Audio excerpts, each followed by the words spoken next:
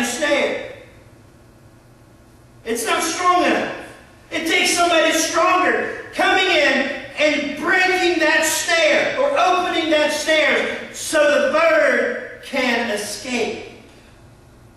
And that's what David here is saying in verse 7. That's what God has done. Our soul has escaped like a bird that was caught in the snare, but the snare has been broken and we are escaped. God has done that for us if we have been saved. We get trapped. Our sin traps us. But on Calvary, when Christ died on the cross and 3 days later rose again, He made a way for that snare to be broken. That we can escape from that. Our soul can be free from that snare, that awful, awful place that is sin. Satan wants to hold us there. The enemy wants to keep us snared.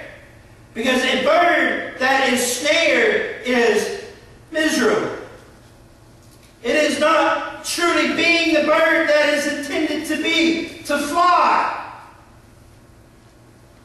to sing. Snared birds aren't joyful birds. They're not happy birds. Only when their snare is broken and they escape do they find true joy and happiness. That's when freedom comes, is when our snare is broken. And that could not have happened if it had not been the Lord who was on our side. David goes on to say in verse 8 and says, our help is in the name of the Lord.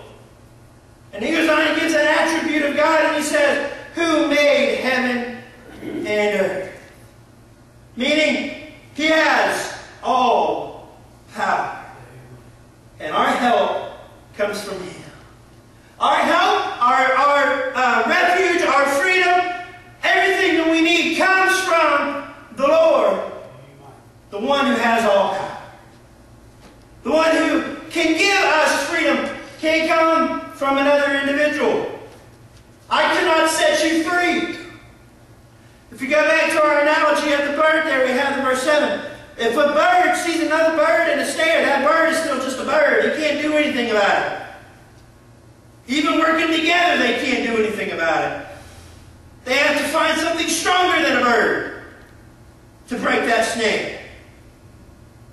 Sin, I cannot help you escape sin. Your mama can't help you escape sin. Nobody can help you escape sin except the Lord, who has all power, who makes all things.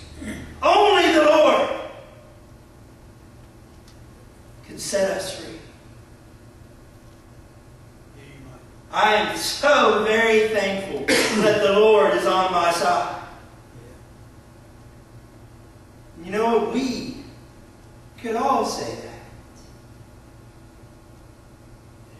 But is it?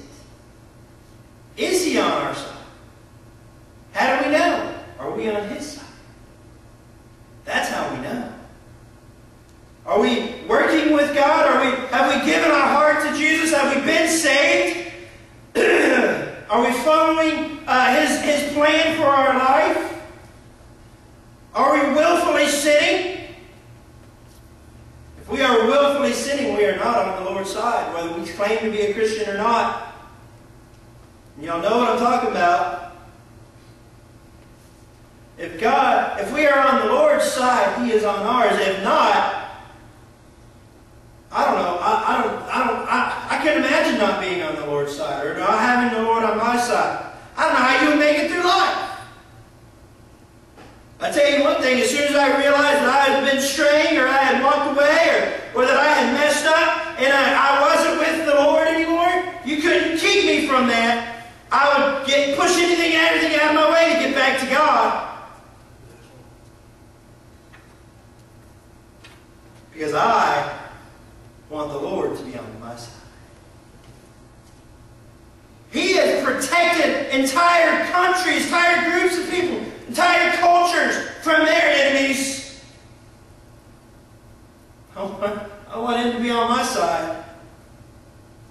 I would do anything that I possibly could. And the sad part is we have people that know what they need to do, but won't. They think that whatever they're into is more important than the Lord being on their side. And one day, I pray that they realize before it's too late, and before it's too bad or too wrong, or they've gone too far, that they say, you know what, I need God on my side. More than anything else, I need God on my side. I need the Lord to be with me always. He promised He would. But all we have to do is walk with Him. See, He doesn't move. He doesn't deviate from the course. We do. We have to stay with Him. Then we can say, if it had not been for the Lord, be on my side. Jim, if you could get us a song, we need to pray. God, are you on my side? Am I on your side? God, where are we at? We have to examine our own self, our own soul, our own situation. It's not about how it's like with our parents or our husband or our wives or our children or anything else. It's about me, and it's about God and how our relationship is. If you need to pray, come on. He wants to be on your side. He wants to love you. He does love you. He wants you to be taken care of. He wants you to be with Him. All you have to do is come and ask. You need to pray.